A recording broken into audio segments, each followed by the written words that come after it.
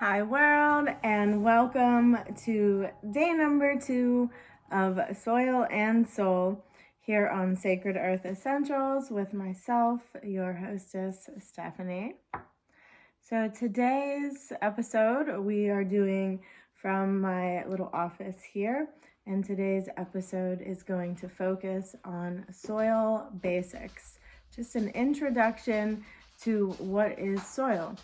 Although a lot of you out there who I know from the herbal or the farming community are already experts in soil, many people have never had to get their hands dirty or grow their own food. And it hasn't been at the forefront of our most popular current events. However, we will be out of topsoil here within the next 60 to 100 years. So it is of the utmost importance that we raise awareness and education about soil. And here on day 2 of Soil and Soul with Sacred Earth Essentials, where we believe the earth is sacred and you are too, we are also discussing the relationship between the physical science of our soil and how taking care of the earth and the soil is connected to taking care of ourselves and each other.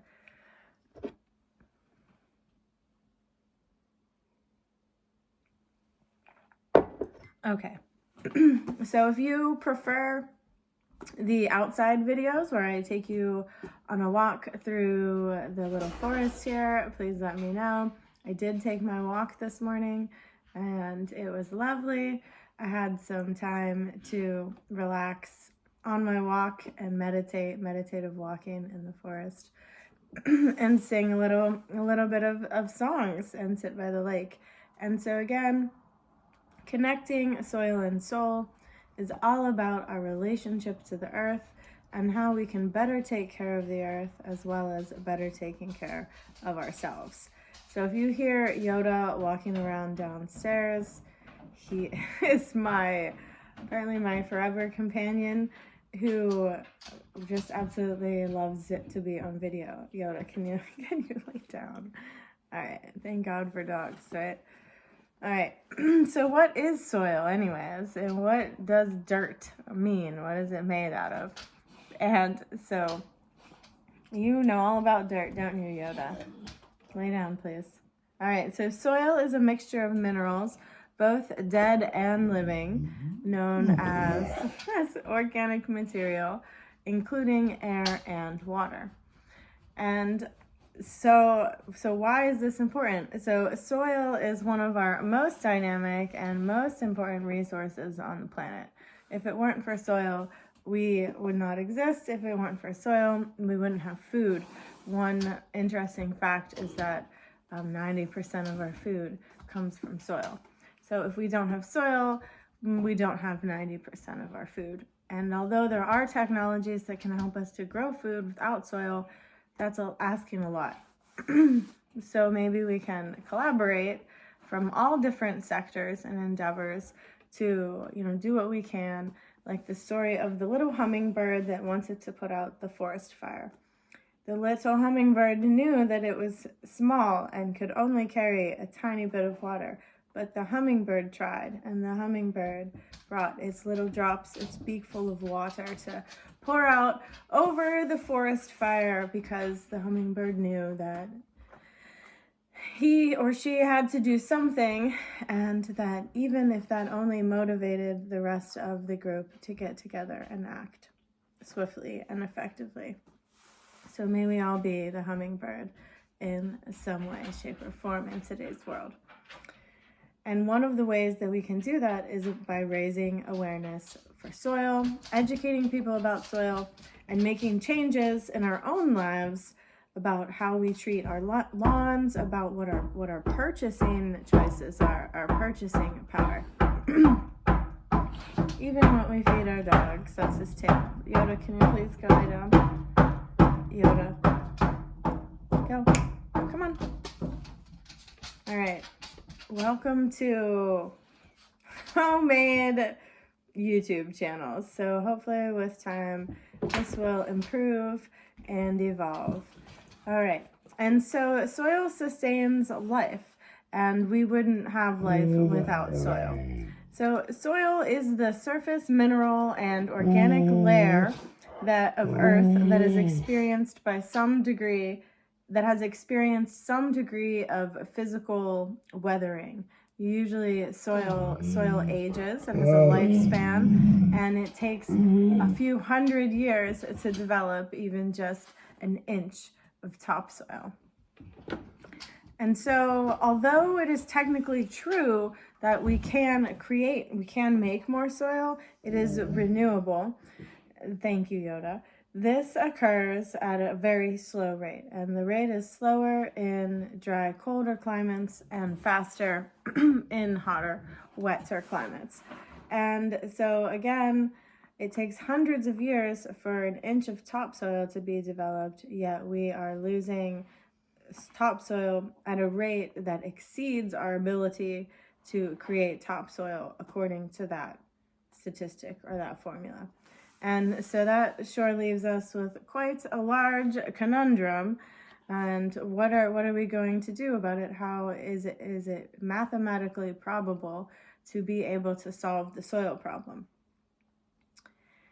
And even if it's not, shall we try anyway? Because that's quite frightening to think that we would not have the ability to grow food in less than 100 years unless we act yesterday. And since we can't act yesterday, we need to all act immediately. And that includes myself, and I will admit that I am guilty of not having done my part so far. I am guilty of having this knowledge and this heart and this passion for these topics, but not sharing the information or doing as much work as I could have. And so, if you didn't plant a tree 20 years ago, plant it now. So we're planting our forests, and we're regenerating soil, and we're regenerating life on the planet, and that is part of the goal here with soil and soul. All right. And so soil, it comes in there's different layers in the soil, and these are called horizons. And then when you put together different combinations of horizons, these horizons give us what is called soil profiles. And this information comes from the Soil Science Society of America. I learned today that there are quite a few very interesting soil organizations out there in the world. So I look forward to learning more and getting some soil scientists and some soil experts to come here and answer some questions for us about soil science. So if you have any questions about soil or any special topics that you would like for us to cover, please feel free to comment in the section below. All right. And so there is a particular, so I thought that was interesting because the horizons and the different components and mineral and microbiology of the soil layers and it tells a story. And so all different areas in the world, the land tells a story. And so there is the scientific profile, there is the terroir of these different regions, and these regions have both a scientific story as well as oftentimes a cultural, humanitarian, and spiritual kind of story that go along with them. And it is fascinating to me to learn not only the soil profiles of different places, but also the people profiles, the cultural profiles. And there's a book, it's called The Paradigm Shift, and the book is about some of the atrocities, environmental atrocities, and atrocities that have happened to indigenous people globally, and how we, are from the land, and the belief that our language and our bodies and our culture, often genetically speaking, are directly linked to the land. And so when we're hurting the land, and not taking care of the land, we're also hurting ourselves. So that is why I am spreading the message that the earth is worthy of respect and reverence, and so are you. And as we learn to love and heal ourselves, this is going to extend outward to all other components. And so again, back to soil. This is the confluence of soil and soul. So soil also changes with age, and some of the interesting comparisons I can make to this is our soul is this way. And by soul, when we look at the root word meaning psyche, we can also look at our mental health, the experiences that we've had, our personality, how we process emotions, what we've been through. And this makes a soul profile for ourselves. And that this soul of ours, it can change with age as we learn and we grow and we evolve. And things get composted and we plant new seeds and new plants grow up out of that. Like, just like how eventually we're gonna get me a new setup here, and so that I can bring you this information from a more professional looking background. But I think that it is kind of cool to look into the reality of a person's life that is not filtered and is very improv. So after that comes the word clorpt, which says CLORPT. And this is an acronym that the Soil Sciences of America made up to be able to describe the 5 major factors that control how soil forms. And if you can guess what I decided each of those letters should stand for, you'll win a prize. So that's clorpt, which stands for climate, organisms, relief, otherwise known as landscapes, parent material, and time.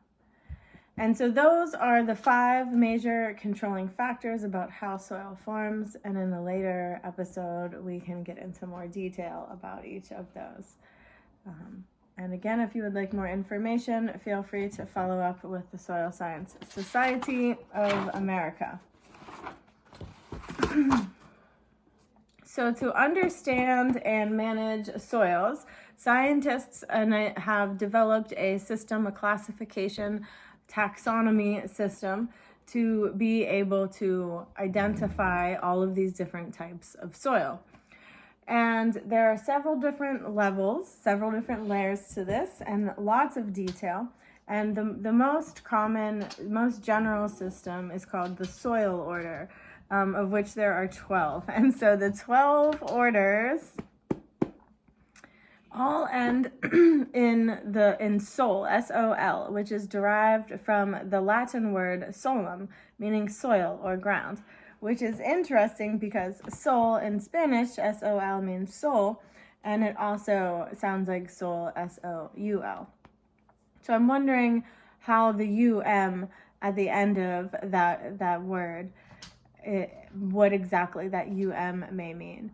And so not only are there these different classification systems, but also each state in the United States has its own special state soil, just like they have a flower and a bird. So what is your special state soil? What is your state's soil representative? All right. So in Vermont, the soil representative here is called Vermont Tunbridge soil. I don't know if you've heard of Tunbridge. They have the famous Tunbridge Fair every year. And they also have the state soil, which is loomy, acidic, formed in glacial till with a non-calcareous bedrock between a depth of 20 to 40 inches below the topsoil. And so that was coined the state soil in 1985. I don't know if this interests anyone or not. A couple other interesting facts about soil to end today's day 2. And again, thank you for your attention and your patience as I go through this commitment that I've made and follow through to bring you 1 video a day about soil and soul. And these videos will vary, but I will remain consistent with bringing you the videos. So if nothing else, I hope that they're entertaining and bring you some joy and some fresh perspectives on soil, soul, and life in general, right? So in soil, when soil is healthy, 45 to 49% of it should be made up of minerals. And these minerals are the things that go into the plants and the food when that we grow, that then go into us or go into our animals. And it also contains billions of microbial organisms, even in just a small gram. And so when we are pouring different types of toxic chemicals on the soil, or overusing the same plots of land without adding back to it, without feeding it, without nourishing the land, just like the plants and the animals need fed, the soil also needs fed, which is something we... Oh my God. All right. It's never boring around here, is it? So, yeah. I'm not going to give up. So here you go, folks. Welcome to Stephanie's life and soil and soul. And Yoda, I think, needs therapy. All right. Now let's see here if I can get back on track. So when we add all of these different chemicals and poisons to the soil, we are literally killing the soil. We're killing the living organisms that are in it. We are stripping it of the nutrients, just like how when we feed ourselves toxic things, we strip ourselves of nutrients as well. And so for those of you who aren't farmers, who aren't gardeners, have no desire to do anything with soil at all, the things that you can do are that you can make educated purchases, and you can begin to support people and organizations that are working for the soil. And you can also begin to raise awareness in many different ways. And one of the number one things I think you can do, and I'm saying this coming from growing up in the suburbs, is to stop putting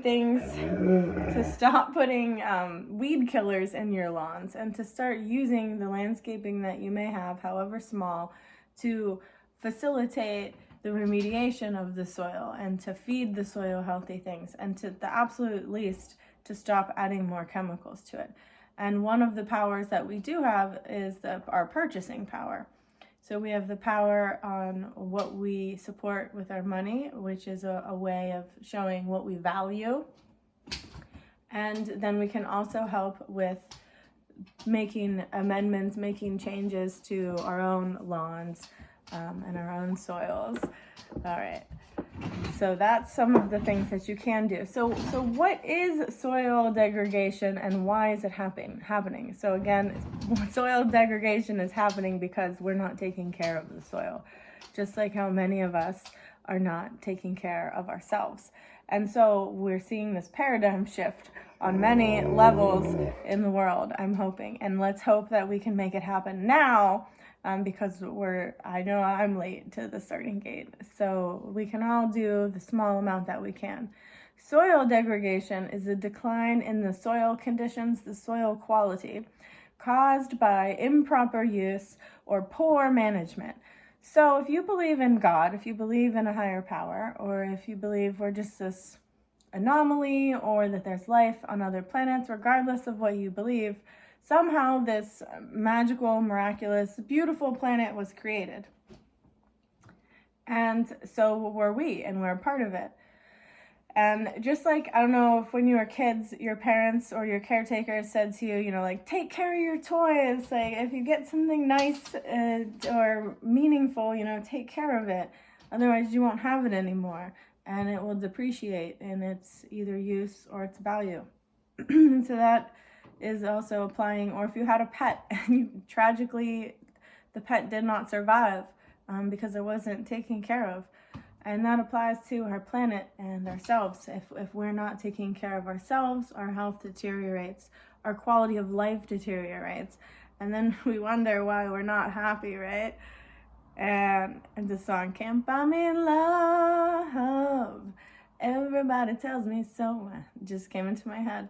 And, money can definitely buy us more organic food. It can buy us better coaches. It can buy us Oh, lots of different things. And so that can be a conversation for another day when we talk about value. But the point being is that when we take care, come over here, Yoda, so you don't knock the phone over again. Come on. Here. When we take care of the soil, we're better adding nutrients to it. When we take care of ourselves, we're nourishing ourselves, and we're nourishing our mind, bodies, and souls simultaneously, really, because they're all connected.